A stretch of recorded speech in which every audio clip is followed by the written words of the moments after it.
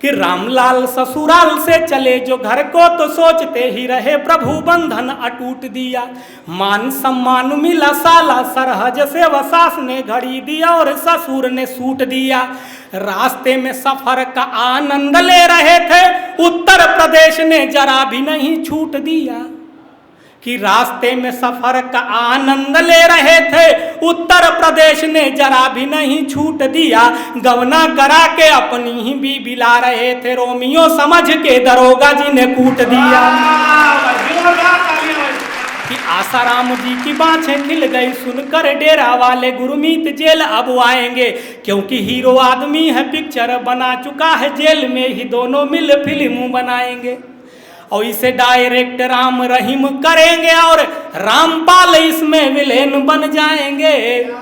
कि इसे डायरेक्ट राम रहीम करेंगे और रामपाल इसमें विलेन बन जाएंगे। और ऑफर हीरोइन की राधे माँ जो मान ली तो आसाराम हीरो बन ठुमका लगाएंगे। कि मारा मारी धक्का मुक्की लाठी डंडे जूते चले दूल्हा और दुल्हन को 10-20 पड़ गए क्योंकि फेरे वाला मंत्र पढ़ना था और हम गलती से पिंडदान वाला मंत्र पढ़ गए।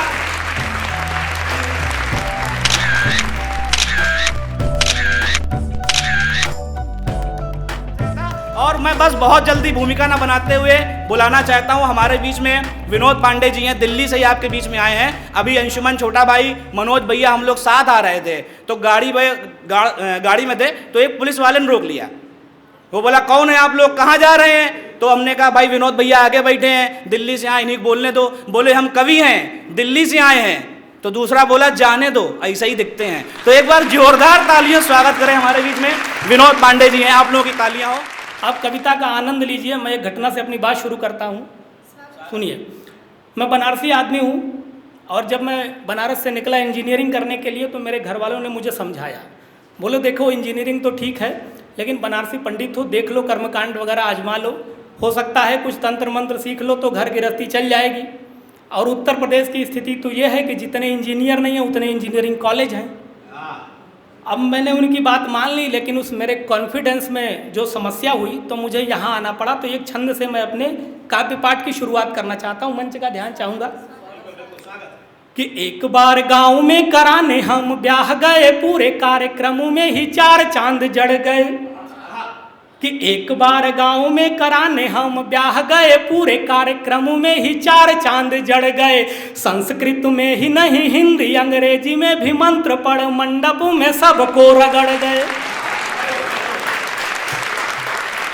कि एक बार गांव में कराने हम ब्याह गए पूरे कार्यक्रम में ही 4 चांद जड़ गए। संस्कृत में ही नहीं हिंदी अंग्रेजी में भी मंत्र पढ़ मंडप में सबको रगड़ गए।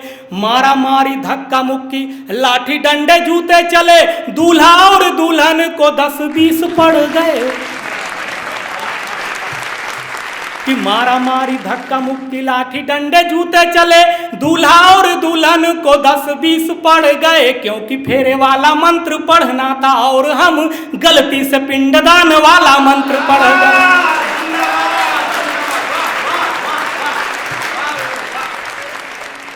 ये कॉन्फिडेंस जो है ना उसी के चक्कर में ये घटनाएं होती है। अजीत जी बैठ जाइए, आपने बहुत बढ़िया कार्यक्रम करा रहे हैं, इतना सुंदर आनंद आ रहा है और आप इस कार्यक्रम का रस न लें तो मैं ऐसे ही चला जाऊं तो मुझे भी आनंद नहीं आएगा। बहुत अच्छा लग रहा है। तो बहरहाल ये सारा कुछ जो है मामला कॉन्फिडेंस का है। मैंने युवाओं की बात की, अपनी बात की। मैं आपको बताना चाहता हूं कि मेरी पत्नी भी बहुत कॉन्फिडेंस वाली है। कुछ महीने पहले मैंने बाल बनवाया। आप सोच रहे होंगे इसको बनवाने की क्या ज़रूरत है, लेकिन कभी कभी इसलिए हल चलवा लेता हूं ताकि इस बार फसल कुछ अच्छी आ जाए। जब मैं बाल बनवाने वहाँ गया तो सैलून वाले भाई साहब मुझे घूर घूर कर देख रहे थे। बोले आप क्या चाहते हो? मैंने कहा कोई बढ़िया सा हेयर स्टाइल बना दो। बोले हेयर स्टाइल किसकी तरह? मैंने कहा देख लो अक्षय कुमार बन जाऊँ तो। बोले नहीं अक्षय कुमार बन ही नहीं सकते। मैंने कहा अगर अजय देवगन बन जाऊँ तो। बोले नहीं अजय देवगन भी नहीं बन सकते। मैंने कहा फिर किसकी तरह हो सकता हूँ? बोले आपके खोपड़ी का जो क्षेत्रफल है और जो बालों का घनत्व है उसे देख करके लग रहा है कि आप पे आलोकनाथ वाली स्टाइल सूट करेगी। तो मैंने कहा भाई साहब आलोकनाथ छोड़ दो, वो ज़्यादा फेमस है, मुझे अनुपम खेर बना दो। और जब मैं अनुपम खेर बन के घर आया तो लोग तरह तरह के प्रश्न करने लगे, लेकिन मेरी पत्नी बहुत कॉन्फिडेंस वाली, वो क्या कहती है, 4 लाइन रखता हूँ कि मेरा सरकूल होकर बाल के कुछ बीज बोता है, मेरा सरकूल होकर बाल के कुछ बीज बोता है, मेरा बच्चा मेरी इस खोपड़ी को देख रोता है, हुआ गंजा उसी दिन से धर्म पत्नी लगी कहने, कि हुआ गंजा उसी दिन से धर्म पत्नी लगी कहने, हमारे चांद का दीदार हमको रोज होता है। ये कॉन्फिडेंस है। चेतन जी थोड़ा सा आप भी मुस्कुराइए, अंदर अंदर मुस्कुरा रहे हैं, आपकी मुस्कुराहट देखने के लिए तो हम आए हैं। बहरहाल लगाए रखिए मास्क। तो ये सारा मामला जो है वो कॉन्फिडेंस वाला है, मैंने वही बताया, इसमें टेंशन लेने की बिल्कुल ज़रूरत नहीं है। अभी भाई बात कर रहे थे कि किसी को लेकर के गए तो एंटी रोमियो का डर जरूर है, एंटी रोमियो का तो इतना ज़्यादा डर। अच्छा एक बात और मैं बता दूँ, मेरी कविताओं का आप आनंद लीजिए, मैं ज़्यादा ज्ञानवान वाली बातें करूँगा भी नहीं, और अगर आपको मेरी कविताओं में कोई ज्ञान वाली बातें मिल जाती हैं तो ये समझिए आपका टैलेंट है, मैं इसके लिए कोई विशेष मेहनत नहीं करता। ये भाई बता रहे थे एंटी रोमियो योगी आदित्यनाथ जी, योगी आदित्यनाथ जी तो बहुत बढ़िया आदमी हैं। अब एंटी रोमियो तो ज़रूरत थी तो हो गया, अब किसका फ़ायदा हुआ किसका नुकसान मुझे ये तो नहीं पता, लेकिन मेरे एक दोस्त का बहुत बड़ा नुकसान हो गया। तो मैं एक छंद वहाँ से सुनाता हूँ, सुनिए कि रामलाल ससुराल से चले जो घर को तो सोचते ही रहे प्रभु बंधन अटूट दिया। आहा नहीं, ससुराल ऐसी चीज़ ही है। ससुराल पहली बार या शुरुआत में आदमी जाता तो उसको बड़ा आनंद आता है, बाद में धीरे धीरे आदत पड़ जाती है। एक भाई साहब पूछ रहे थे कि पंडित जी को कुंडली दिखाए, बोले आपका क्या ग्रह नक्षत्र चल रहा है, बोले बहुत बढ़िया चल रहा है, शादी भी बहुत बढ़िया चल रही है। शादी के बाद क्या है, थोड़े दिन तक आपको बर्तन मांजना पड़ सकता है, झाड़ू लगाना पड़ सकता है, खाना बनाना पड़ सकता है। बोला थोड़े दिन बाद, बोले उसके बाद आदत पड़ जाएगी। तो ये हो जाता है, ये आदत पड़ जाता है, लोगों को देखते हैं तो लोगों को आदत पड़ जाती है ऐसी चीज़ें। हमारे बीच में हास्य के बड़े धुरंधर कवि बैठे हुए हैं, संदीप अनुरागी जी, बाराबंकी से आए हैं। अभी आप उनको सुनेंगे, वो बड़े ज़बरदस्त कवि हैं और बड़ा आनंद लेते हैं हर चीज़ का, चाहे होली हो, चाहे ईद हो और चाहे क्रिसमस हो, सबका आनंद लेते हैं। एक बार क्रिसमस पे तो क्या हुआ भाई, शाम को इनके यहाँ सेंटा क्लॉज आ गया। मीना जी सही बता रहा हूँ मैं, ये मुझे बताए थे। और सेंटा क्लॉज आकर के बोला कि अब मुझसे आप कोई विश मांग लो। अब इन्होंने कहा कि मैं विश क्या मांगूँ, तो इन्होंने कहा चाहे विश देना है तो एक काम करो कि मुझे मेरी पत्नी से छुटकारा दिला दो। अब वो सेंटा क्लॉज क्या है, गर्म हो गया, इनको 1.5 घंटे तक पीटा और घसीटा भी, और 1.5 घंटे के बाद पता चला कि इनकी बीबी ही थी जो सेंटा क्लॉज बनकर आई थी। तो ससुराल की स्थिति ऐसी है कि ससुराल में जो है सब लोग बहुत ध्यान रखते हैं, चाहे सास हो, चाहे ससुर हो और चाहे साला हो। और साली तो ससुराल में उस डॉक्टर की तरह है जो बिना चेकअप किए बता दे कि जीजा जी को कौन से टाइम पे कौन सी दवाई चाहिए। आप कानपुरी लोग हैं, आप बहुत बढ़िया जानते हैं, पहले ज़माने में लोग ससुराल जाके बोलते नहीं थे।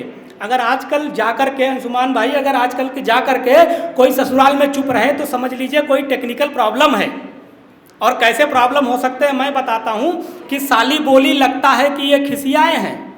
एक कनपुरिया आदमी पहुँच गया अपने ससुराल कि साली बोली लगता है कि ये खिसियाए हैं, कहें ससुर जी मुंह सूजा है थक कर आए हैं। साली बोली जीजा कहे गाल फुलाए हैं, जीजा धीरे से बोले हम गुटखा खाएंगे। तो इस तरह के प्रॉब्लम होते हैं। मैं योगी आदित्यनाथ जी की बात कर रहा था, घटना की बात कर रहा था। सुनिए कि रामलाल ससुराल से चले जो घर को तो सोचते ही रहे प्रभु बंधन अटूट दिया। मान सम्मान मिला साला सरहज से वसास ने घड़ी दिया और ससुर ने सूट दिया। रास्ते में सफर का आनंद ले रहे थे, उत्तर प्रदेश ने जरा भी नहीं छूट दिया। कि रास्ते में सफर का आनंद ले रहे थे, उत्तर प्रदेश ने जरा भी नहीं छूट दिया। गवना करा के अपनी ही बीबी ला रहे थे, रोमियो समझ के दरोगा जी ने कूट दिया।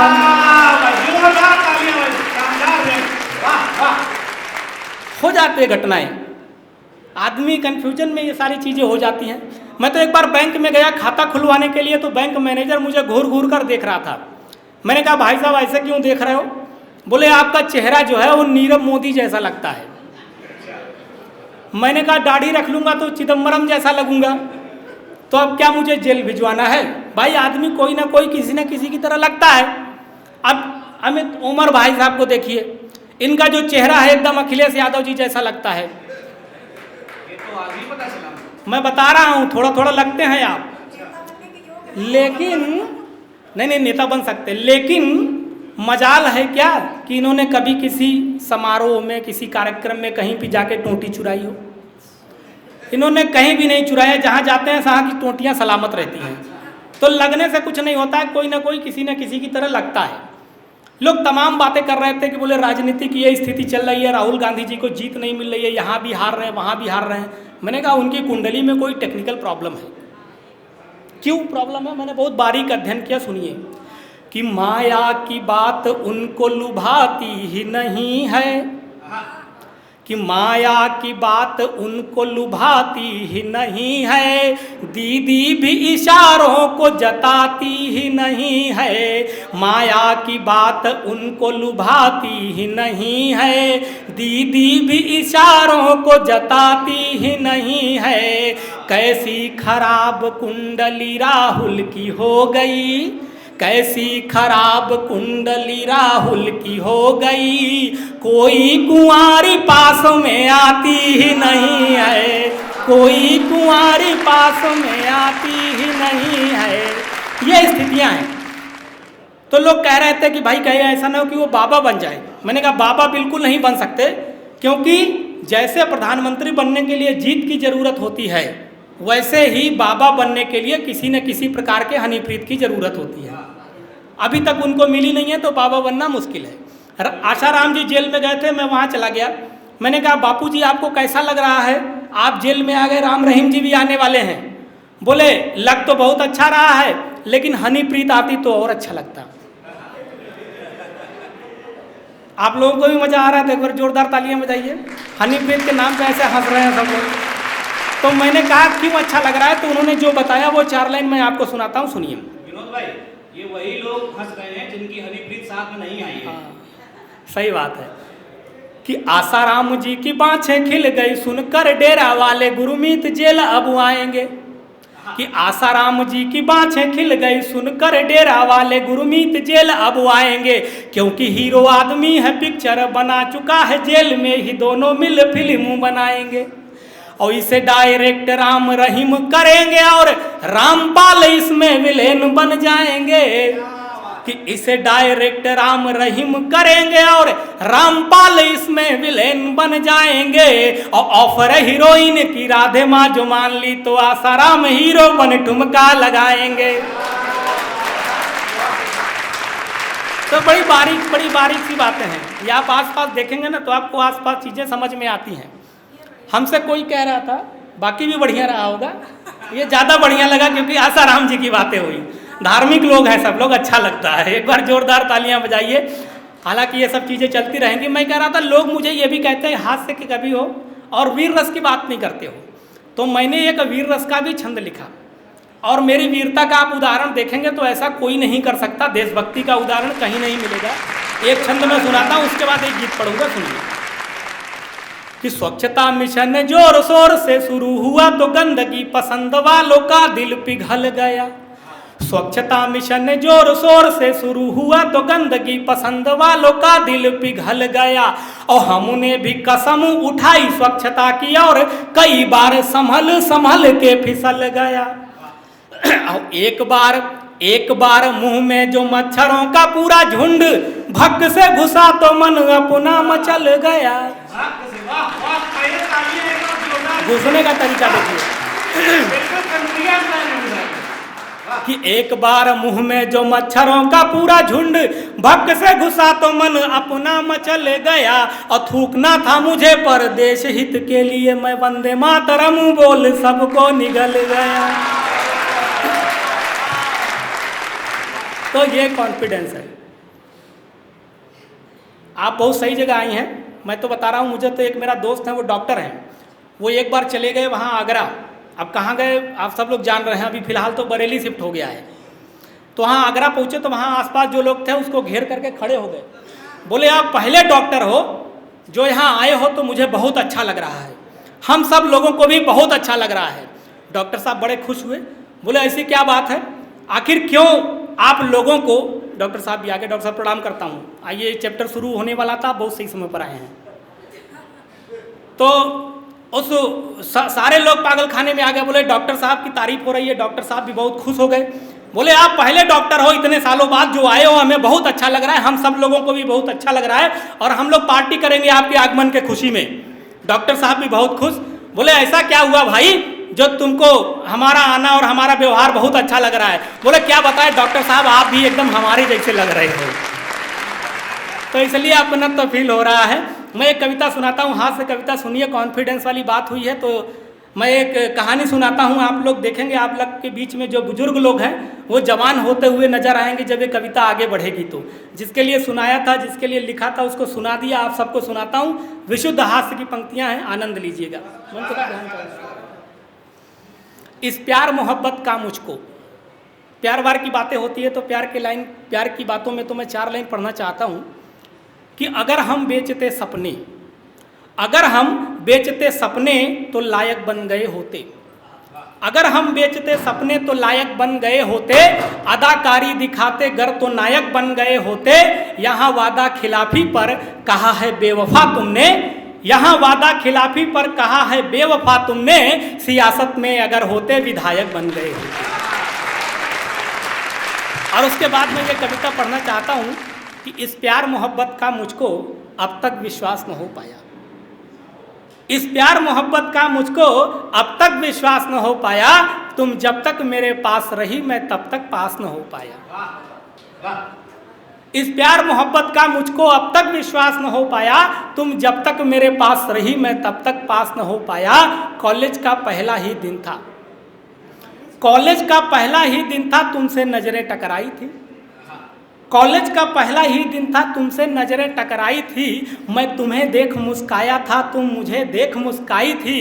फिर हुई दोस्ती ऐसी कि हम दोनों साथ टहलते थे, रातों को नींद ना आती थी, फर्जी के सपने पलते थे। कक्षा में तुम पढ़ती थी पर मैं तुम्हें देखता रह जाता, प्रश्नों का बिना पढ़े उत्तर सब इम्तहान में लिख आता। आया रिजल्ट जब अपना तो कॉलेज में मैं था मैं छाया, तुमको 90% मिला और मैं टोटल 90 लाया। बजाइए तो एकदम खुल के बजाइए, समस्या समझ सकता हूँ, आपके हाथ में कॉफ़ी है, लेकिन जितने लोग खाली हैं वो लोग बजाएं। कि कॉलेज का पहला ही दिन था, तुमसे नजरें टकराई थी, मैं तुम्हें देख मुस्काया था, तुम मुझे देख मुस्काई थी।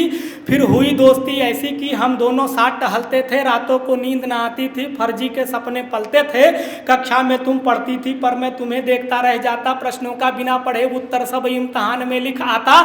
आया रिजल्ट जब अपना तो कॉलेज में मैं था मैं छाया, आया रिजल्ट जब अपना तो कॉलेज में मैं था मैं छाया, तुमको 90% मिला और मैं टोटल 90 लाया। मैं घर में कूटा गया, मैं घर में कूटा गया, जिसे सुन तुमने हंसी उड़ाई थी। फिर भी मैं तुमसे दूर रहूं इसका अभ्यास न हो पाया, तुम जब तक मेरे पास रही मैं तब तक पास न हो पाया।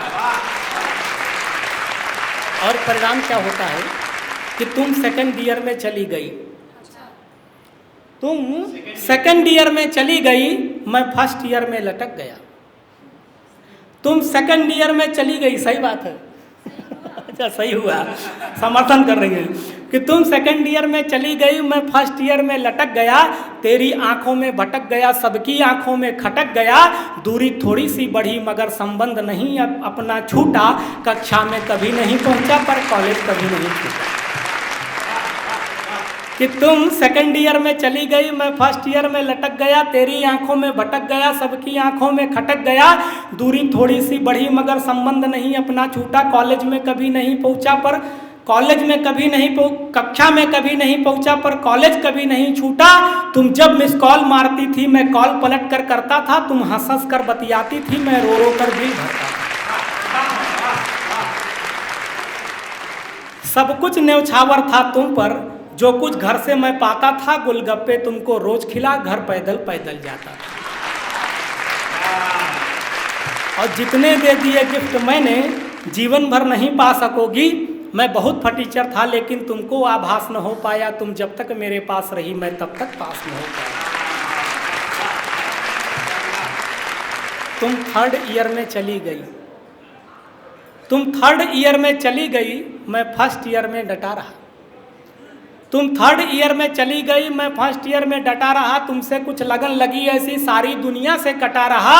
हम दोनों देख रहे थे जब दिन में ही सपने नए नए, उड़ते उड़ते अपने किस्से तेरे भाई तक पहुंच गए। वो मुष्टंडा लेकर डंडा रास्ते में एक दिन पकड़ लिया, कि वो मुष्टंडा लेकर डंडा रास्ते में एक दिन पकड़ लिया। मैं बचकर भाग नहीं पाया, गैंडे ने ऐसा जकड़ लिया। फिर ले डंडा इतना धोया तेरे भाई ने, हिलना डुलना भी मुश्किल कर डाला था मेरा कसाई ने। फिर भी मैंने तालियां जोरदार होनी चाहिए आप लोगों की, तो लगे कि कोई कार्यक्रम चल रहा है यहाँ पर। बिल्कुल बिल्कुल। कि फिर भी मैंने हिम्मत रख करके, फिर भी मैंने हिम्मत रख करके प्रेम पत्र भेजा तुमको। तुमने जवाब जो नहीं दिया तो फिर कुछ खास न हो पाया। तुम जब तक मेरे पास रही मैं तब तक पास नहीं पाया। तुम डिग्री लेकर फुर्र हुई, तुम डिग्री लेकर फुर्र हुई, मैं 1st ईयर से हिला नहीं। इस पे तो तालियां बजनी चाहिए। कि तुम डिग्री लेकर फुर्र हुई, मैं 1st ईयर से हिला नहीं। दिल में तो प्यार सलामत था, फिर भी तुमसे मैं मिला नहीं। आप समझ सकती हैं कि तुम डिग्री लेकर फुर्र हुई, मैं 1st ईयर से हिला नहीं। दिल में तो प्यार सलामत था, फिर भी तुमसे मैं मिला नहीं। थी आस मुझे हरदम की तुम एक दिन खुद मिलने आओगी, और हाथ पकड़ के मेरा अपने पापा से मिलवाओगी। पर एक रोज कुरियर जो आया बची खुची बर्बादी का, मैं प्रेम पत्र समझा खोला तो मिला निमंत्रण शादी का।